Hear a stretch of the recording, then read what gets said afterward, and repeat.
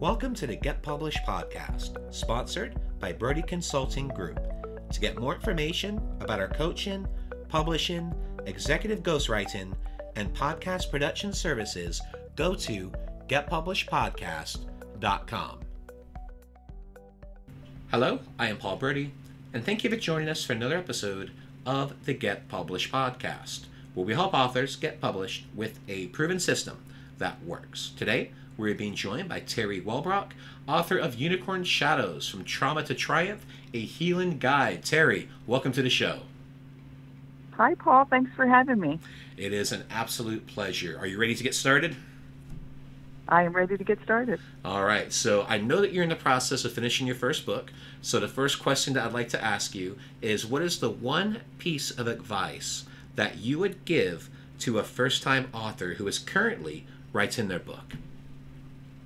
Learn about platform. And what I mean by that is I went to a writer's workshop and had never heard of the word platform before. I had no idea what it was, and walked away from that workshop just armed with so much information about how to, it's about marketing ourselves, and not just our book, but everything that we can do. I have a podcast, I have a newsletter that I put out monthly now, I have a blog that I'm doing, I have a website, and all of that came about after I went to that seminar, and they said the word platform, and what the heck is a platform? So yes, platform, very important. Absolutely. It doesn't happen overnight, but the fact that you've already got that started is huge, because I don't think any of us ever start with a platform. We all have to start somewhere, and it takes time. There's no such thing as an overnight success. It takes a long time of grinding, working hard, getting that communication rhythm going, but when it does, everything just starts to kick. Yes, absolutely. I couldn't agree more. And when I started to see the first numbers trickle in for people signing up for my newsletter, where I would go in and check statistics on the podcast and see that a few people had downloaded. Well, now you and I had talked beforehand of now the podcast has been downloaded in 22 countries. So it's starting to catch. It's starting to catch, and now I can go to these people who are basically followers and fans and say, "Hey, I have this book coming out," and they're going to be the ones that talk about it with their friends and say, "Oh, you have to check out Teri's book. She's, got this great podcast or, great newsletter that I read." So, yeah. Well, what do you feel so far is the hardest part about getting published? Myself. And by that, I mean, I just put a post out on Facebook like in the last day or two that said, it was I created a Facebook team for a book launch, and have members that have joined. And I put it out and I said, I know. I have dragged my feet on this, completing the manuscript, because, it's been to the editor, it's been back. And my biggest thing is because mine is about my trauma story, which has some dark details to it. My first 22 years of life, extremely difficult, with tremendous trauma. But I want it to be about the focus on the positivity and the focus on, I want readers to walk away feeling empowered and feeling joy and hope that they can learn to live a life of peace and joy, even after horrific trauma. But I have to weave the trauma into the book so that people can understand the impact, that it had, and also understand the triumph over trauma, which is part of the title. And so it's that I keep questioning myself of how much is too much and how much is too little, and it's that balancing act of weaving it in there. It is a challenge. My first book was called Eat Less and Move More, and it was about a health crisis I had 8 years ago, where I was right at 340 pounds. I was borderline type 2 diabetes, high blood pressure, and my doctor straight up told me, it's like, listen, if you don't get your act together, you're dead in 5 years. And it was probably one of the greatest wake-up calls I've ever received, because I was able to take off 60 pounds, keep the weight off, and I wanted to write this book, and it was just stuck in my head for 4 years, and I wanted to get it out there. And finally I did. But when I was writing the book, I wanted to talk, kind of what you were saying. I wanted to talk about the challenges, the struggles, the vulnerability, and then tie that into how it is overcome to turn it into the triumph. Because I don't think enough authors really share the rawness and the challenges. And that's how you connect to your readers, to your potential clients, is by sharing your story. And it's so important. So I love the fact that you get it and you understand you have to talk about both the challenges and what you did to overcome them. Yes.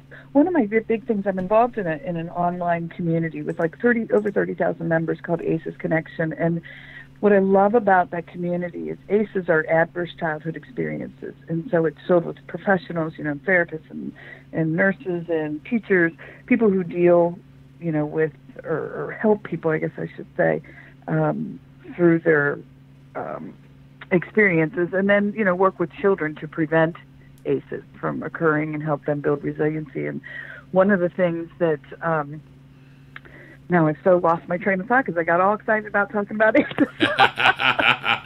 So we were talking about oh my gosh, you were talking about having this book stuck in you. Oh, and telling the truth. So one of the things that I found is, that people talk a lot about, you don't want to put too much of the trauma story out there because you'll trigger people. But I figure someone who's coming to a book, I'm picking up this book and reading the back of it or looking and saying, I need this book in my life. Yeah. I need this story. They're well aware that there's going to be stuff in there that may or may not trigger them. I'll certainly put a warning at the beginning to say, hey, you can always skip over stuff. And the way I have it laid out is that I tell part of my trauma history in a chapter, and then the next section of it, I tell about a lesson I learned, like a positive lesson from joy to strength to resilience, and then I give 3 exercises for readers to embark on their own healing journey. So again, it's not to trigger people, but it's like you said, to let people see the truth, so that they understand the triumph. Well, let's talk about marketing. So please share a marketing strategy that you are planning to use in your upcoming book launch that you feel is going to work well. Oh, I think, my editor had told me when I first did the book proposal, because the proposal is done and I have that ready to rock. And when I had that done and had that to her, she suggested, start a Facebook page that inviting people to be a part of your team. So having that personal connection. So I literally reached out via Facebook Messenger to every single one of my friends and reached out to all of my LinkedIn contacts, which is like over 1,200 on LinkedIn and over 800 friends. And I just sent them a personal message and said, hey, would you be willing to, when this book comes out, share information about it or talk to a friend, tell one friend, tell 100 friends, tell 1,000 people that you know. And the response was overwhelming of people saying, absolutely, I love your story, I love your history, I mean, I love everything about what you've done to overcome.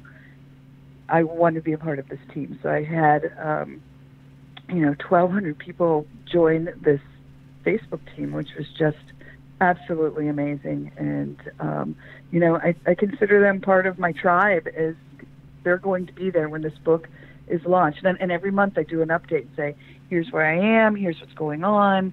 And 2 days ago I put one out saying, hey, the podcast is going crazy. I've interviewed 19 people. I'm editing like mad, over this last month. And I promise, summer comes. No more podcast interviews. I'm doing this book. I'm finishing it up. So there you go.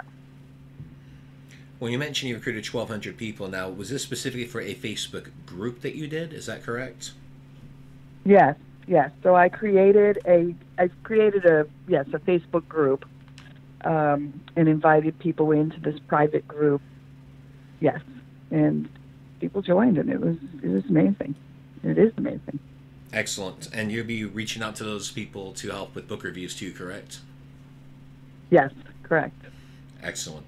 Yeah, and that's great. And it sounds like, too, they're connected with you. It's not just a random person. These are people that you have made a connection with, because that's the main thing. I mean, that's sales 101. It's not about the script. It's not about the pitch. It is about making a personal connection. And when you do that, the results are quite amazing. Yes, absolutely. And I'm very sorry, my dog is barking. That's okay. I've got a 100-pound golden retriever named Hercules in the other room, so trust me, like, it's no worries. Yeah, she's a registered therapy dog, and so she works with kids, and that's another part of it. I make connections through the schools and through with so many people with Sammy. She's part of this message I'm trying to present of that there's hope for healing. What type of and dog? Working with kids with anxiety. She is a Labradoodle. Oh, lovely. Yeah, I am the biggest sucker for dogs. So I heard that dog barking. I'm like, is that my dog or your dog? Okay, it's your dog. Good. Well, let's talk about your favorite book. So what is your favorite book? And what was the number one thing that you learned from it? Well, I'm a huge Dr. Wayne Dyer fan. I've read almost, I won't say all of his books because I think he's written 40-something. But the one that really had a huge impact on me was Change Your Thoughts, Change Your Life. And I think the reasoning behind that is because it's so very true that people will ask me, Teri, you've been through such horrific things in your life. How do you radiate joy? You always have a smile on your face. How did you do it? And it was about the fact that I chose every day to wake up and focus on the positive and to learn ways to, overcome the panic attacks that I lived with for 25 years. And it was a matter of, changing the energy that I was putting out into the world. So that book was just filled with so much beautiful, beautiful wisdom about exactly what I was living and exactly what I was doing, from, seeing a little ladybug and stopping to say hi and talking to it, and just living in the now, not in the past, not in the future, but living right here in this moment. Exactly. Focus on what's in front of you, not what's ahead and what's not behind. And I think that's probably one of the biggest challenges I think people face, because you're either stuck in the past or you're thinking of the future, and you got to realize, hey, what about the now? What about what's going on right this moment? Exactly. And that's what one of the things you had asked me, was what is your favorite quote? And I have it here from my favorite chapter. And he's reviewing the Tao, and the 32nd verse, and it's that particular chapter. It was on that page, and it says, beware of anything that's directing you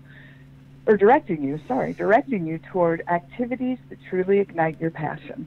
And that's so very true, because I find myself just drawn to certain people. I find myself drawn to, certain books, certain activities, certain things that just help me continue to spread this message of hope, which of all the things I do, that's the underlying current is one of hope.